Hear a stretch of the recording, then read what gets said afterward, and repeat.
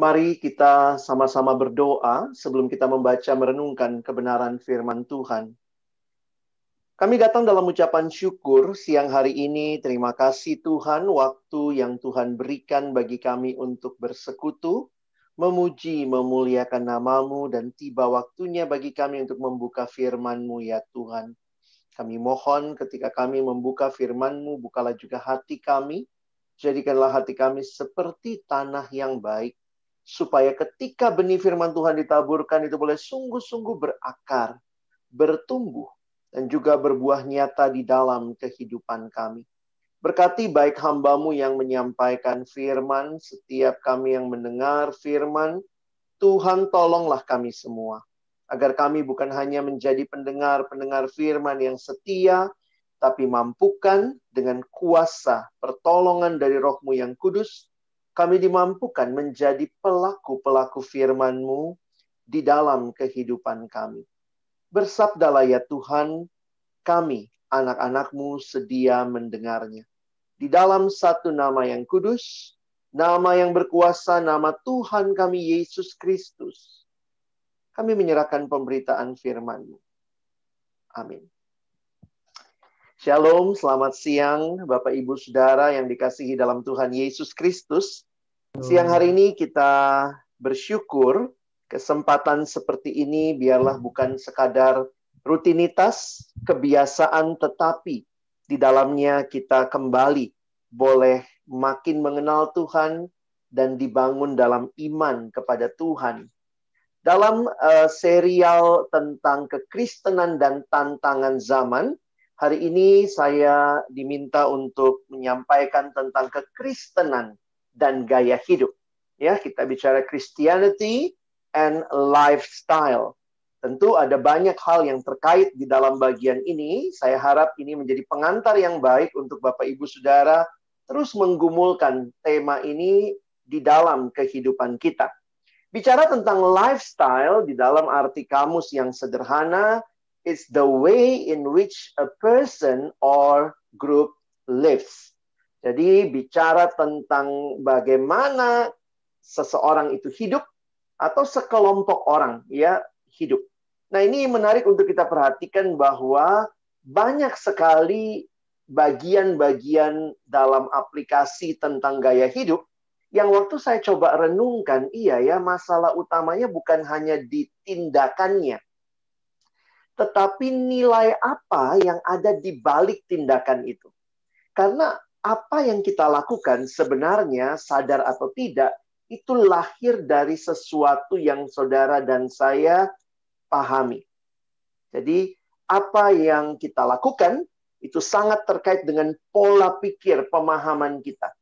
Nah, pertanyaannya, apakah kekristenan membentuk pola pikir Bapak Ibu Saudara sekalian, sehingga tindakan-tindakan kita, pilihan-pilihan hidup kita, cara kita dalam menghadapi realita hidup, apakah itu sesuai dengan Alkitab atau tidak? Ya, sesuai dengan firman Tuhan atau tidak? Yang saya akan jadikan ayat melandasi perenungan kita hari ini dalam Kolose pasal 2, ayat 6 dan 7. Bapak Ibu bisa lihat, semua saya sudah tulis di screen ya. Paulus berkata kepada jemaat di Kolose ayat yang ke-6, kamu telah menerima Kristus Yesus Tuhan kita. Karena itu, hendaklah hidupmu tetap di dalam Dia, hendaklah kamu berakar di dalam Dia, dan dibangun di atas Dia. Hendaklah kamu bertambah teguh dalam iman yang telah diajarkan kepadamu, dan hendaklah hatimu melimpah dengan syukur. Saudara yang dikasihi Tuhan, perhatikan bagaimana Paulus memberikan nasihat ini bagi jemaat yang baru, ya, jemaat yang sudah mengenal Tuhan.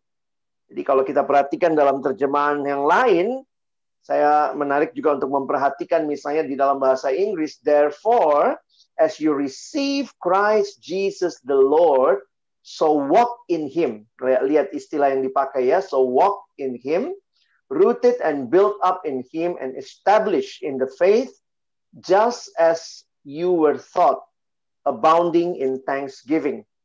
Nah, kalau Bapak Ibu Saudara memperhatikan di dalam terjemahan bahasa Indonesia sehari-hari, saya melihat ada hal yang menarik karena kalimat ayat 6 secara khusus ya. Saudara-saudara sudah menerima Kristus Yesus sebagai Tuhan. Tapi tidak berhenti di situ. Sebab itu, hendaklah kalian hidup bersatu dengan Dia. Ya. Nah, ini menarik kalau kita lihat ya, bagaimana kalau hari ini kita bicara lifestyle, kita bicara gaya hidup. Saya pikir ini the reason for Christians lifestyle. Ini ayat yang ke-6 ya. Dalam berbagai terjemahan kalau Bapak Ibu perhatikan, bahwa kamu telah menerima Kristus Yesus Tuhan kita. Saudara-saudara sudah menerima Kristus Yesus sebagai Tuhan. As you receive Christ Jesus the Lord, jadi sebenarnya kehidupan Kristiani kita bukanlah selesai dengan terima Yesus. Bukannya selesai dengan mengenal Yesus, tetapi itu adalah permulaan. Karena kamu telah menerima Kristus Yesus Tuhan kita, karena itu, jadi ada next step-nya. Tapi ini dimulai dengan hidup yang pertama-tama, menerima Yesus Kristus sebagai Tuhan dan Juru Selamat kita. Kita bicara lifestyle yang di dalamnya didasari pada relasi dengan Tuhan. Christianity is not only about religion, but Christianity is relationship with Jesus. Kekristenan adalah relasi dengan Yesus. Dan siapa Yesus buat kita? Menarik sekali dua istilah ini, Yesus sebagai Tuhan dan Juru Selamat. Di dalam penjelasan, saya coba berikan pemahaman begini. Saudara, kita tidak bisa hanya menerima Yesus hanya sebagai Juru Selamat. Wah, banyak orang yang senang, wah Yesus menyelamatkan. Yes, but at the same time, perhatikan, bahwa Yesus juga adalah Tuhan yang telah menyelamatkan hidup kita. Dan kalau kita sekarang sudah diselamatkan, Alkitab menggunakan istilah penebusan. Kamu sudah ditebus, harganya sudah lunas dibayar. Karena itu serahkan diri. Kita bukan lagi menjadi tuan atas hidup kita. Tapi Dia, Yesus yang harusnya menjadi Tuhan yang mengontrol seluruh hidup kita. We live under the authority of the Lordship of Jesus. Saudara yang dikasihi Tuhan, terima Yesus, tidak mungkin kita hanya mau menerima Dia sebagai Juru Selamat. Tapi kemudian kita mengabdi kepada Tuhan yang lain. At the same time, if Jesus is our Savior, then we must submit our whole life to Him. Jadi menerima Yesus adalah awal hidup yang baru, saudara. Kehidupan yang di dalamnya kita dipanggil, nah sekarang untuk berjalan. Dalam terjemahan literalnya dipakai istilah walk, berjalan. Atau dalam bahasa kita menggunakan istilah hidup. Dan hidup itu digambarkan oleh Paulus dengan berbagai gambaran relasi ya, bahwa dia bicara berakar di dalam Dia, dibangun di atas Dia, dan bertambah teguh di dalam Dia. Nah, saudara, saya coba jelaskan sedikit tentang hal ini ya, bahwa apa artinya walk in Him. Setiap orang yang telah menerima Yesus diperintahkan, karena ini kalau Bapak Ibu perhatikan muncul dalam bentuk perintah begitu ya, untuk hidup tetap di dalam Dia. Terjemahan literalnya yang tadi kalau saya mengutip ESV version, English Standard Version Bible, menggunakan istilah walk in Him. Nah, bagi para pembaca surat Paulus, frase walk in Him adalah bahasa yang biasa digunakan untuk menunjuk kepada tingkah laku hidup Kristen yang konsisten dengan imannya kepada Kristus. Nah, hal ini berarti bahwa percaya pada Yesus tidak dapat dipisahkan dari perilaku hidup kita sehari-hari. At the same time, pengajaran dan tingkah laku seharusnya berjalan bersama-sama. Jadi ini bukan dua hal yang terpisah. Nah, saya pikir jangan menjadi orang Kristen yang dualisme. Do not just be a Sunday Christian. Hari Minggu kita kelihatannya very Christian, but be a Christian every day. Nah, sehingga kalau kita lihat di dalam Kolose pasal 1 ayat 10, sebenarnya ada hal yang menarik kalau Bapak Ibu perhatikan di sini. Dikatakan sehingga hidupmu, nah lihat ya bagaimana kehidupan yang berjalan di dalam Yesus. Bagaimana lifestyle yang harusnya kita miliki. Sehingga hidupmu layak di hadapannya serta berkenan kepadanya dalam segala hal. Bukan hanya dalam hal-hal rohani, ya, tapi dalam segala hal. Dan kamu memberi buah dalam segala pekerjaan yang baik dan bertumbuh dalam pengetahuan yang benar tentang Allah. Jadi secara kesimpulan saya berikan kalimat ini. Lifestyle atau gaya hidup kita sebagai orang yang telah menerima Yesus Kristus sebagai Tuhan dan Juru Selamat seharusnya adalah hidup yang layak di hadapannya, berkenan kepadanya dalam segala hal, memberi buah dalam segala pekerjaan yang baik, dan bertumbuh dalam pengetahuan yang benar tentang Allah. Dalam pengertian yang sederhana, ini berarti hidup berbeda dengan dunia. Saya tidak langsung masuk kepada practical things-nya, bagaimana orang menghidupi hal Kristiani, tapi saya mulai dengan melihat sebenarnya di balik itu, we should have Christian worldview, ya. Mungkin itu cara pandang Kristen itu membentuk perilaku loh Bapak Ibu ya. Bayangkan ya, bagaimana pemahaman kita tentang sesuatu, pertanyaannya itu dibentuk oleh apa?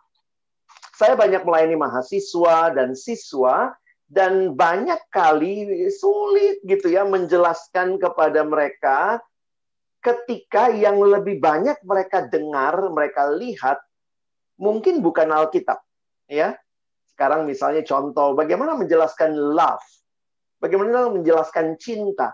Ya wajar saja kalau bukan Alkitab, kalau bukan firman Tuhan, kalau bukan Christian worldview yang mendasari, maka mungkin worldview-nya adalah Korean drama worldview. Dan itu bukan cuma ini ya, mungkin Bapak Ibu ya, bukan cuma anak remaja, ada banyak juga ya Bapak Ibu yang mungkin menonton dan akhirnya mungkin itu yang masuk begitu ya.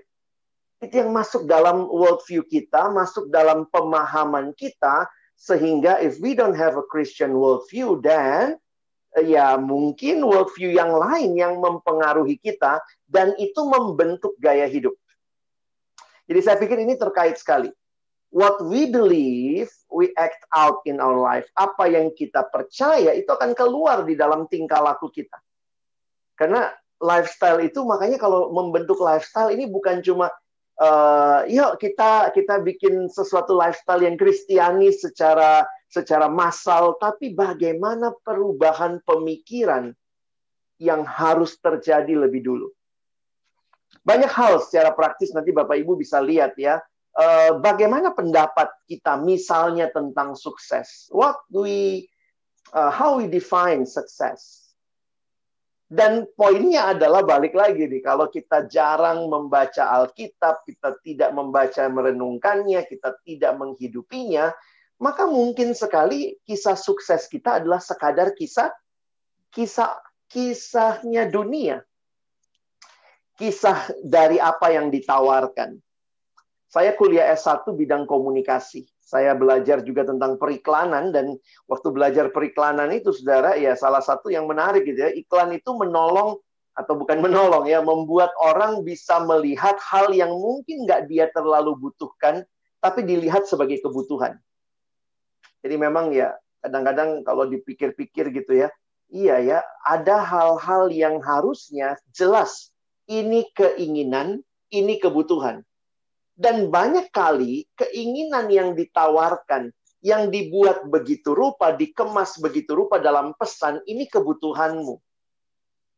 Dan ini media berperan penting ya, media sangat berperan penting membentuk pola pikir. Sehingga di dalam satu artikel yang saya baca, khususnya untuk orang muda, dia mengatakan bahwa jangan heran ketika kita tidak mendidik generasi ini untuk memahami firman Tuhan, maka media akan memuridkan mereka. Jadi ini banyak hal yang terjadi ya, film, musik, bacaan, novel begitu ya. Memang kayak Alkitab kurang pamor gitu ya. Kayaknya lebih indah ya, sukses itu digambarkan. Nah, mungkin ini gambar-gambar saja Saudara ya. Apakah ini sukses? Tuhan tentu tidak larang kita punya kendaraan begitu ya, tapi kadang-kadang orang mendefinisikan sukses dari dia punya apa. Apakah ini sukses? Tapi saya udah kunjungi semua daerah ini, baru saya sukses, baru saya menjadi diri saya. Dan banyak orang yang mimpinya cuma sekadar jalan-jalan, hidup enak, hidup nyaman, begitu ya. Kerja, dapat uang, live a life, dan saya pokoknya bisa nikmati hidup seperti ini. Jadi lifestyle kita itu sangat terkait dengan what we believe. Dan apa yang kita percaya itu tentunya juga kita turunkan lagi di dalam statement-statement ya. Life is, misalnya ya kayak, thanks God it's Friday. Wah, itu kan ngelotok nih ya. Jumat nih, yes, gitu. Terus I don't like Monday. Is it what Christian think about work and life? Karena realitanya menarik ya. Ketika orang bekerja untuk libur, wah itu beda banget pola pemikirannya. Lifestyle-nya akan beda. Capek kerja, Jumatnya, yes, I'm free. Sabtu Minggu, kira-kira gitu ya. Gimana pandangan Kristen? Jadi saya juga beberapa kali merenungkan lifestyle, saya pikir bisa jadi kalau kita tidak merenungkan dalam kekristenan kita, we will be absorbed with others' worldview, pemikiran-pemikiran yang lain. Dalam satu perenungan tentang pekerjaan, ya, ini tentang mindset yang membentuk lifestyle, ya. Dunia menggunakan pemahaman bahwa work hard, play hard, ya. Work hard supaya dapat istirahat. Tapi kekristenan nggak seperti itu sebenarnya, saudara, ya.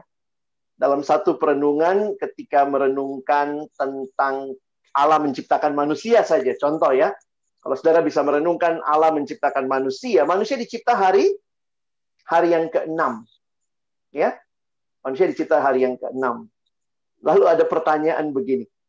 Habis dicipta, terus ngapain dong manusia, ya? Hari ke-6 dicipta, hari ke-7 istirahat, gitu ya. Jadi ke Christian worldview tidak mulai dari saya kerja supaya istirahat. Tapi kita justru dalam penciptaan, kita dikasih istirahat, karena itu kita bekerja. Jadi, ini very different. Dunia bekerja supaya bisa dapat istirahat, kekristenan bekerja justru karena kita sudah dapat rest di dalam Tuhan. Dan bayangkan, cara pikir seperti itu, ini saya coba kasih contoh worldview ya, cara pikir itu membentuk culture. Dan culture itu bisa membentuk lifestyle, itu udah pasti itu. Contoh, kalau Bapak Ibu di dalam di dalam keseharian kita, lagu anak-anak deh, lagu anak-anak kita biasanya menghitung hari mulai dari mana? Senin, Selasa, Rabu, Kamis, Jumat, Sabtu, Minggu, itu nama-nama hari. Begitu cara kita mengajarkan anak-anak kita. Tapi menarik kalau Bapak Ibu perhatikan, orang bule bahasa Inggris mulai menghitung hari dari mana? Not Monday, but Sunday, Monday, Tuesday. Pernah les Inggris kan? Itu mereka akan mulai dari Sunday, Monday, Tuesday. Jadi bayangkan kekristenan yang meresap kuat di budaya Barat. Walaupun mungkin mereka sekarang sudah nggak Kristen ya. Secara banyak negara Eropa itu sudah post-Christian. Tapi karena itu masuk dalam culture mereka, maka culture-nya itu selalu mulai dengan istirahat, Sunday, lalu kemudian Monday mulai bekerja. Jadi kesempatan setiap hari Minggu ke gereja, itu dihayati sebagai rest untuk fully charge dan mulai lagi pekerjaan. Oh, beda sekali dengan culture kita yang mulai menghitung Senin, Selasa, Rabu, Kamis gitu ya. Bahkan nanti Bapak Ibu sekarang, nantilah ya, setelah ini, coba cek HP Bapak Ibu. Di HP itu ada 2 settingan. Mau bikin kalendernya, kalau Bapak Ibu bikin kalendernya bulanan atau mingguan, begitu ya. Lihat kalender Bapak Ibu. Kalender Bapak Ibu yang mulai dengan Minggu dulu, atau mulai dengan Senin dulu. Ya. Nanti bisa cek gitu ya, how you set your calendar. Sejak saya mengerti ini, ya saya ngesetnya juga Minggu dulu gitu ya, dan saya pikir menarik ya, di HP itu ada pilihannya ya. Nanti cari di settingan calendar, you can start with Sunday or you can start with Monday. Wow, ini culture aja bisa seperti itu membentuk kita. Jadi bayangkan ya, bagaimana lifestyle itu sangat terkait dengan apa yang kita bahas sebulan ini, begitu ya. Your worldview, your Christian worldview, or another worldview. Saya cepat aja, karena waktu pasti mungkin Bapak Ibu sudah bahas juga dalam bagian sebelumnya. Cara pandang duniawi nih, misalnya saya akan bahagia jika saya punya uang, banyak harta, sukses, kerja, karir, bisnis, keluarga, masyarakat, begitu ya. Sehingga jangan-jangan sukses buat kita materialistis. Nggak ada orang tua yang ngelesin anaknya matre ya. Ada Bapak Ibu gitu? Yang punya anak kecil ya. Dari kecil kita lesin matre ya. Les matre, kau nak ya pulang sekolah, les matre. Tapi sadar atau tidak, nilai yang mungkin kita tawarkan, yang kita implementasikan, tanamkan dalam diri anak-anak kita, jangan-jangan materialisme. Misalnya kalau pergi apa ini?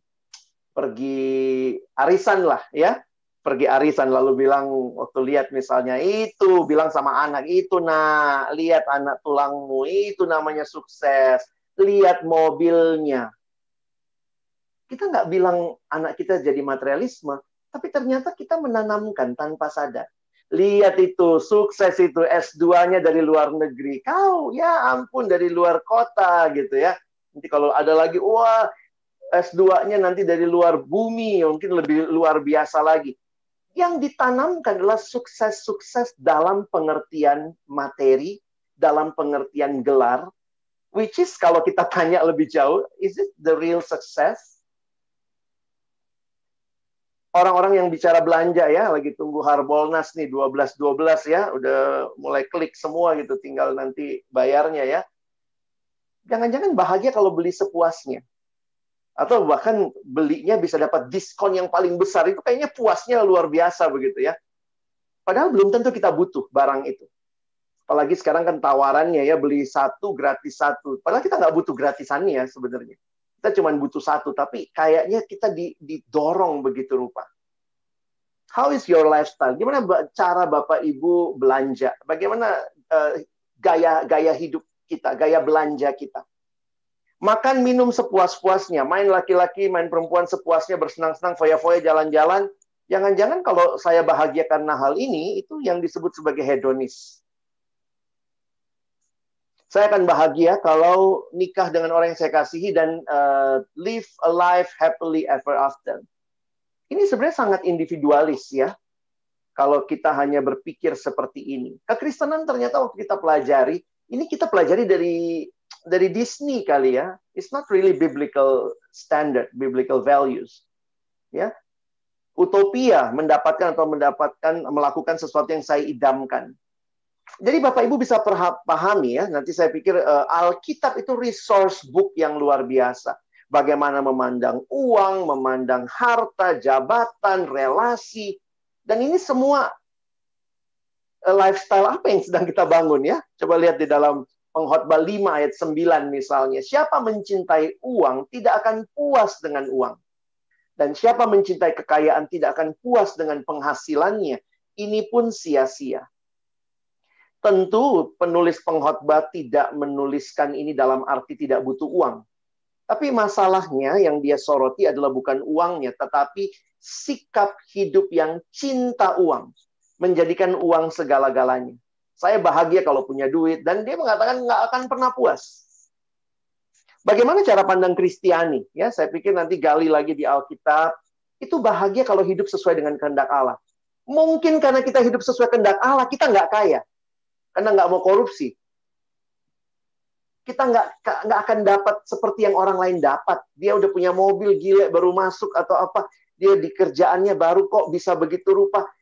Kita bukan melihat comparison dengan orang lain. Banyak orang karena hidup taat itu malah menderita, saudara. Saya bukan mengatakan saya pro penderitaan, tapi saya harus katakan bahwa hidup dalam Tuhan tidak selamanya sesuai yang kita mau.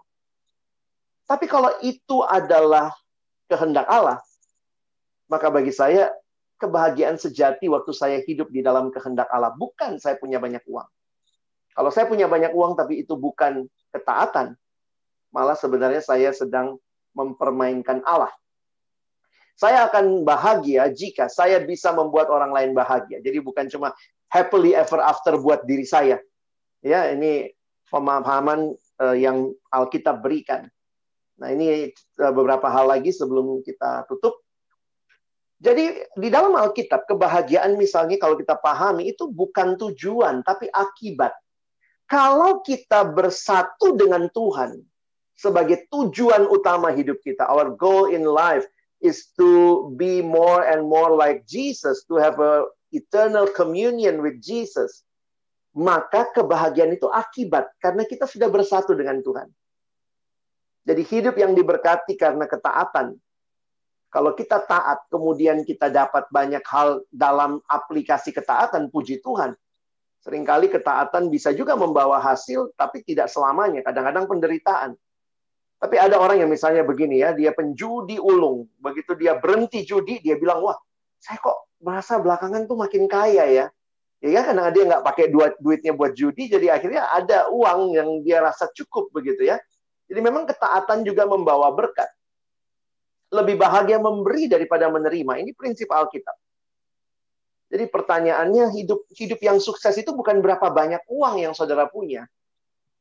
Bukan hanya itu, tapi seberapa banyak uang yang saudara berikan untuk juga memberkati orang lain. Karena saya pikir tidak kebetulan Tuhan berikan uang lebih buat saudara.